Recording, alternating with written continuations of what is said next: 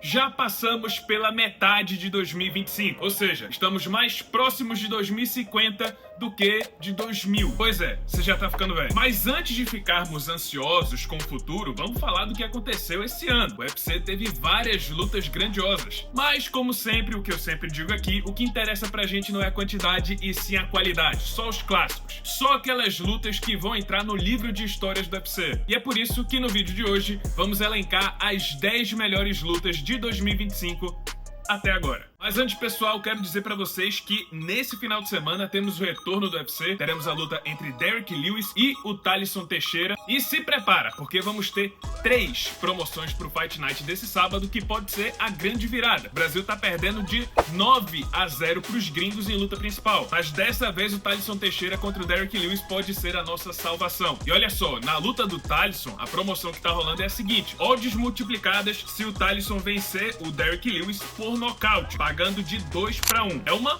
boa pedida, na verdade. Acho que é uma aposta perfeita, porque se for pro Thalisson Teixeira vencer, muito provavelmente ele vai nocautear o Derrick Lewis e já adianta. Eu acho que é isso que vai acontecer. Então essa promoção aqui já tá entregue, de bandeja. E aí tem as outras. Tem a promoção do Vitor Petrino, que é a mesma coisa. Se ele vencer por nocaute, odds multiplicadas, pagando 1,65 para 1. E aí vem a mais difícil, que é a do Gabriel Bonfim. Ele vai enfrentar o Stephen Thompson e a promoção tá valendo se ele vencer o Thompson por finalização, pagando 3,25 para 1. É possível? É, mas adianto logo que é difícil o Stephen Thompson ser finalizado. Até agora só o Shavkat Rakhmonov conseguiu. Mas quem sabe, né? O Thompson já tá com mais de 40 anos de idade, o Gabriel Bonfim tá no auge, pode ser que ele consiga essa façanha. Quer participar dessas promoções e para as promoções especiais que estão vindo pro UFC 318? Então cria sua conta na Stake no link do primeiro comentário fixado. Se pedirem um código, coloca lá Figueira UFC, mas se adianta logo, cria sua conta na Stake para participar dessa e das próximas promoções dos futuros cards do UFC. A do aviso, vamos continuar com o vídeo.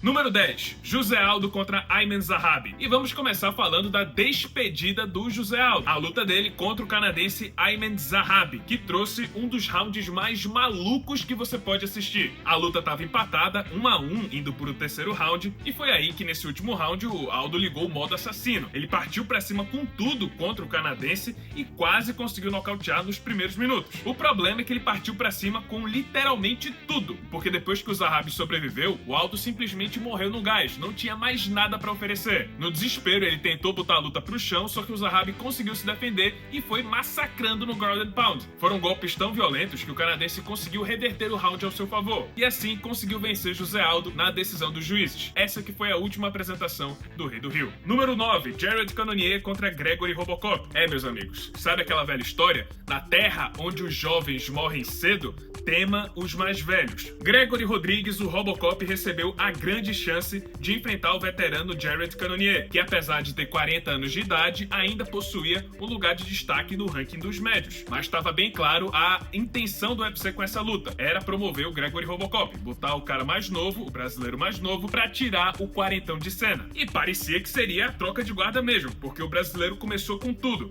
aplicando 2 knockdowns no primeiro round e quase nocauteando o Coroa. Mas aí é que veio a bronca, porque depois desse primeiro round, depois de ter quase nocauteado o Cannonier, o Gregory Robocop começou a cansar, e muito. E aí, ao invés da juventude, foi a experiência do Cannonier que foi falando mais alto. O gurilão deu a volta por cima, começou a vencer a luta, quase nocauteou no final do terceiro round e fechou a conta no quarto round, nocauteando o brasileiro. Uma vitória inspiradora e de superação pro Cannonier, que se mantém no topo aos 40 anos de idade. Número 8, Roman Kopylov contra Chris Curtis. Essa luta foi bem movimentada, foi lá e cá o tempo todo. Roman Kopylov e Chris Curtis colocaram um volume insano de golpes desde o início. Parecia que os dois tinham ligado os modos de imortalidade e de gás infinito, porque eles não paravam de se bater e ninguém caía. Foi isso durante 15 minutos de luta. Ou melhor, foi 14 minutos e 59 segundos. Porque no último segundo, o Kopylov acertou um chute alto certeiro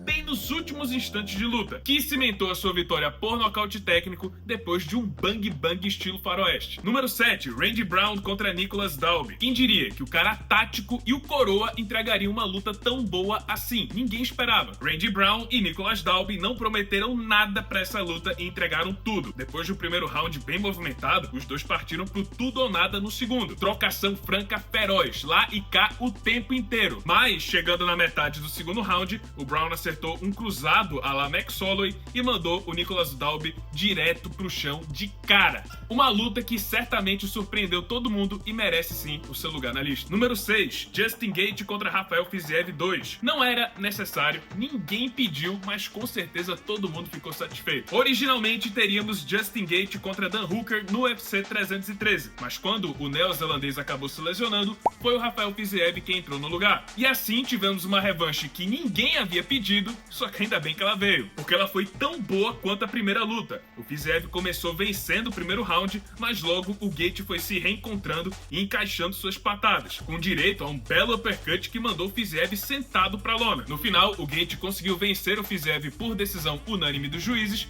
e mais uma vez os dois levaram o prêmio de melhor luta da noite. Número 5, Merab Dvalishvili contra Umar Nurmagomedov. Rapaz, só a entrada dessa luta, o nome dos lutadores parecia uma redação do Enem.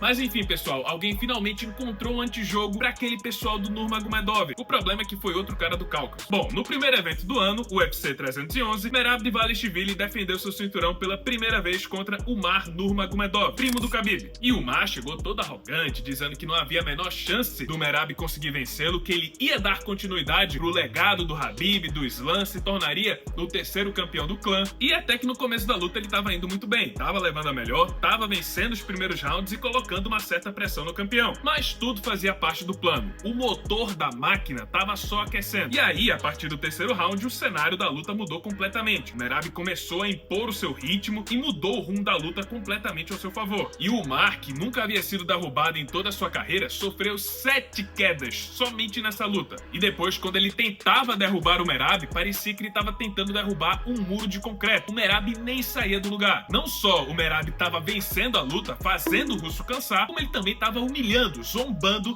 do primo do Khabib. No final, o Khabib teve um piripaque, o Umar sofreu sua primeira derrota na carreira e Merab Dvalishvili defendeu seu cinturão com sucesso. Número 4, Jiri Prochazka contra Jamal Hill. A gente esperou muito tempo por essa luta e finalmente ela aconteceu. Jiri Prochazka e Jamal Hill entregaram uma das melhores lutas de 2025. Logo no primeiro round, o Prochazka já acertou uma bomba que mandou o americano direto pro chão, mas aí o Hill se recuperou e até que conseguiu finalizar bem o primeiro round sem ser nocauteado. Já no segundo round, os dois voltaram, trocando golpes em pé com bastante frequência, e dessa vez o Jamal começou a ter sucesso com golpes na linha de cintura, mas aí no terceiro round, o Prochazka mostrou o quanto ele evoluiu no seu jogo. Com uma boa movimentação de cabeça, ele saiu dos golpes do Jamal Hill e mandou a combinação por cima que liquidou a fatura. Jamal ainda tentou resistir, mas o samurai já tinha conseguido a sua execução. Sem sombra de dúvidas, uma das melhores lutas do ano e, pra mim, um dos melhores nocautes do ano. Número 3, Alexander Volkanovski contra Diego Lopes. A diversidade é um privilégio. Foram as palavras do bicampeão peso-pena do UFC, Alexander Volkanovski. Depois de ter sido nocauteado 2 vezes seguidas por Ilia Topuria e Islam Makhachev, o australiano voltou para tentar recuperar o seu cinturão enfrentando Diego Lopes. No primeiro round, o Volka começou bem, acertando bons golpes que balançaram o brasileiro. Mas aí no segundo round ele acabou sendo surpreendido e tomou um knockdown bem na reta final. O ex-campeão voltou a controlar as ações, vencendo esse terceiro round, mas no round seguinte sentiu um golpe no olho que deixou a luta empatada. E aí, 2-2, os dois partiram pro tudo ou nada no quinto round. Mas o Volka foi mais inteligente, não se expôs tanto. Foi lá, golpeando, entrando e saindo com velocidade, com efetividade, e assim conseguiu fechar a luta, vencendo por 3-2, recuperando seu cinturão dos penas e talvez até se tornando o maior lutador que essa categoria já teve. Comenta aí, José Aldo ou Volkanovski? Quem foi o maior peso-pena? Número 2, Belal Muhammad contra Jack Della Maddalena. Quem diria que um dos campeões mais chatos que a gente já viu entregaria uma das melhores lutas do ano? Pois é, Belal Muhammad perdeu o cinturão, mas pelo menos caiu em pé. No UFC 315 contra Jack Della Maddalena, o Belal Muhammad tentou impor aquele jogo de sempre, aquele jogo utilizado pelo Khabib e companhia. Tentou botar pra baixo, só que dessa vez encontrou um adversário que estava muito bem preparado. Acontece que o Jack Della Maddalena ficou bem afastado da grade, onde geralmente o Belal Muhammad consegue suas quedas, e foi se movimentando no centro do octógono. Assim, ele conseguiu neutralizar o jogo do palestino e foi levando a melhor na trocação franca. Belal Muhammad ainda tentou correr atrás, tentou bater de frente,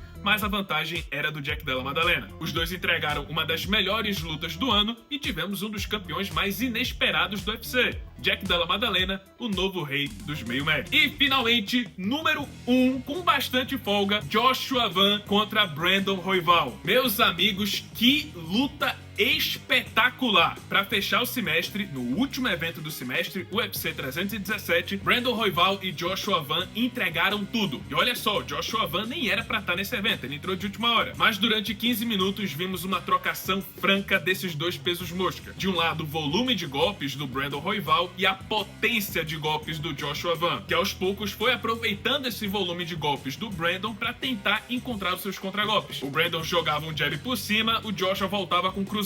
O Royval acertava uma combinação de 3, 4 golpes, o Joshua voltava e deixava o Royval com o olho roxo. No final, o Joshua ainda conseguiu um knockdown na reta final do combate, quase conseguiu o nocaute, mas o Brandon Royval conseguiu resistir e os dois foram para a decisão dos juízes. E assim, o atleta de Mianmar, com 23 anos de idade, que nem era para ter lutado nesse sábado, não só venceu a luta, como subiu de 12º para primeiro do ranking e agora vai ser o novo desafiante ao cinturão dos moscas, enfrentando o campeão Alexandre Pantoja. E acho que essa luta vai ser muito boa. Mas é isso, pessoal. Esse foi o vídeo. Espero que tenham gostado. Se você gostou, deixa seu like, se inscreve no canal, já ativando o sininho das notificações para não perder o próximo conteúdo. E é isso. Muito obrigado por terem assistido e até a próxima.